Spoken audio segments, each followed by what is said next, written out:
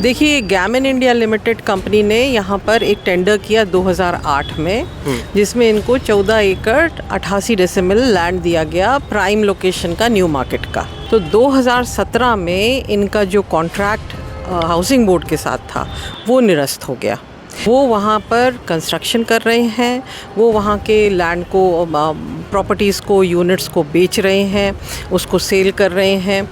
तो अगर आप इसको 16 लाख स्क्वायर फीट को 15,000 से भी आप मल्टीप्लाई करते हैं तो ये करीब 25,000 करोड़ का घोटाला है। इकोनॉमिक ऑफेंस विंग को दे दी है, पीएमओ को दे दी है, चीफ मिनिस्टर साहब को दे दी है, मंत्री आवास एवं पर्यावरण को दे दी है, चीफ सेक्रेटरी को दे दी है। फाइनेंशियल फ्रॉड से जुड़े हुए कई तथ्यात्मक डॉक्यूमेंट्स हमारे पास हैं और वो हम गवर्नमेंट की एजेंसीज के साथ सब शेयर कर रहे हैं। राजधानी भोपाल से एक बार एक बड़ा घोटाला फिर उजड़ कर सामने आया है। इसमें गैमन इंडिया का नाम आ रहा है। गैमन इंडिया पर 25,000 करोड़ से ज़्यादा का धोखाधड़ी का आरोप लगाया है मैम चंदना अरोरा मैम ने। लगातार आप समाज सेवा करती हुई नज़र आती हैं, लोगों को इंसाफ दिलाती हुई नज़र आती हैं। एक घोटाला आपने उजागर कर दिया है कि 25,000 करोड़ से ज़्यादा का गैमन इंडिया में घोटाला हुआ है, इसकी लीज खत्म हो गई थी। क्या पूरी कहानी, क्या रूपरेखा बनी थी, उन लोगों ने क्या किया था? देखिए, गैमन इंडिया लिमिटेड कंपनी ने यहाँ पर एक टेंडर किया 2008 में, जिसमें इनको 14 एकड़ 88 डेसिमल लैंड दिया गया प्राइम लोकेशन का, न्यू मार्केट का। इसका कॉन्ट्रैक्ट हुआ हाउसिंग बोर्ड के साथ, कलेक्टर भोपाल के साथ, और इन लोगों ने इनको एक प्रोजेक्ट 5 साल में पूरा करके देना था। इनको वहाँ पर फला नंबर के घर, फला नंबर के ऑफिसेस वगैरह बनाकर लोगों को देना था, जो इन्होंने अपनी समय अवधि में इन्होंने कोई कंस्ट्रक्शन नहीं किया, डिलीवरी नहीं करी। तो 2017 में इनका जो कॉन्ट्रैक्ट हाउसिंग बोर्ड के साथ था वो निरस्त हो गया।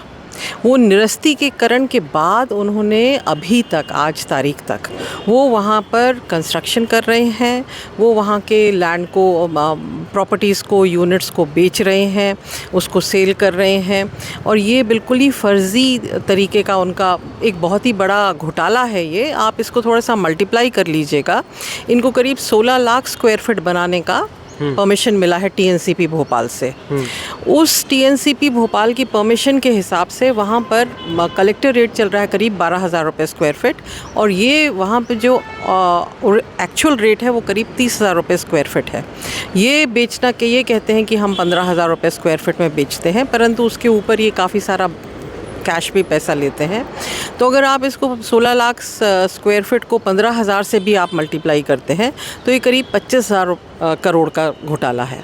ये घोटाला ये कर रहे हैं खुले आम, और इसका हम लोगों ने, इसकी पूरी इन्फॉर्मेशन हम लोगों ने ईडी को दे दी है, इकोनॉमिक ऑफेंस विंग को दे दी है, पीएमओ को दे दी है, चीफ मिनिस्टर साहब को दे दी है, मंत्री आवास एवं पर्यावरण को दे दी है, चीफ सेक्रेटरी को दे दी है, और इस पर हम अब जांच करवा रहे हैं। आपने प्रेस कॉन्फ्रेंस की, उससे एक दिन पहले एक समाचार पत्र, बड़े समाचार पत्र में गैमन इंडिया का बड़ा विज्ञापन लगता है और उसमें ओपनिंग को लेकर बड़ी बड़ी बातें की जाती है कि आप हम बुकिंग करवा सकते हैं, तो क्या कहेंगे आप?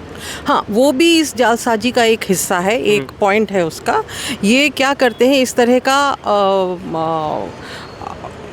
एडवर्टाइजमेंट देकर ये स्थापित करने की कोशिश करते हैं कि ये प्रॉपर्टी हमारी है, परंतु वो एडवर्टाइजमेंट अपने आप में जालसाजी का एक बहुत बड़ा सबूत बन गया हमारे पास। अब वो एक एविडेंस में आ गया है, तो वो भी उससे भी उनको अब जांच में हमारे को सरकारी दफ्तरों को, सरकारी ऑर्गेनाइजेशंस को उनके ऊपर एक्शन में सपोर्ट मिलेगा।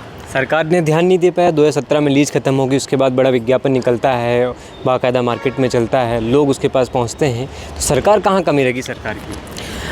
मैं ये कहती हूँ कि कई बार सरकार की नाक के नीचे ही बहुत सारी चीज़ें हो जाती हैं। हम समझते हैं कई बार गलती हो जाती है, अनदेखी हो जाती है, परंतु अब सरकार के सभी ऑर्गेनाइजेशंस इस तरफ ध्यान दे रहे हैं। मुझे जानकारी प्राप्त है कि इकोनॉमिक ऑफेंस विंग ने भी इसमें बड़े लेवल पर जांच शुरू कर दी है। ईडी भी बड़े लेवल पे जांच कर रहा है और हाउसिंग बोर्ड तो कर ही रहा है।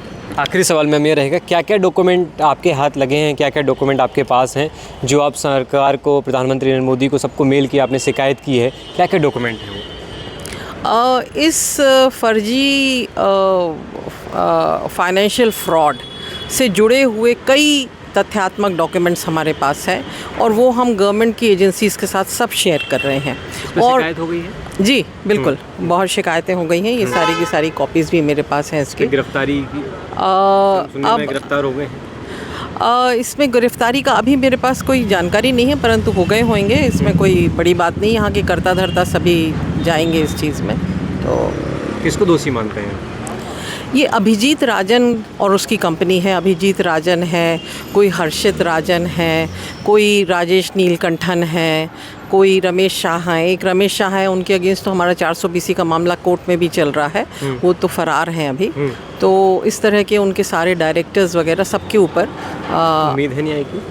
बिल्कुल, क्यों नहीं, न्याय तो होता है। ये तो आप जानते हैं कि ये तो मोदी सरकार है, तो यहाँ तो बड़े बड़े पकड़े जाते हैं। कोई नेता ऐसा लग रहा है जिसका नाम आपको लग रहा है कि कोई सपोर्ट कर रहा था सरकार से, या अधिकारी सपोर्ट कर रहे थे? नहीं, मुझे ऐसा तो नहीं लग रहा, मगर मुझे एक बात और आपको बतानी है कि अभिजीत राजन और गैमन इंडिया करीब 14,000 करोड़ का लोन घोटाला कर चुके हैं बैंकों के साथ, और इनके पासपोर्ट वगैरह भी जब्त हो चुके हैं। और तीसरी बात है कि ईडी इनके ऊपर पूरी नज़र बनाए हुए है, और एनसीएलटी में इनकी सारी कंपनीज़ के अगेंस्ट करीब 350 केसेस चल रहे हैं। 350 केसेस एनसीएलटी में। तो आप मत सोचिए कि कोई बच रहा है, बच नहीं पाए जी नहीं। तो आप समझ सकते हैं। धन्यवाद मैम, आपने समय दिया। तो समझ सकते हैं कि सरकार के पास सारी शिकायतें पहुंच चुकी हैं। आप देखना है कि जब जांच होती है तो कितने बड़े लोग निकल कर सामने आते हैं।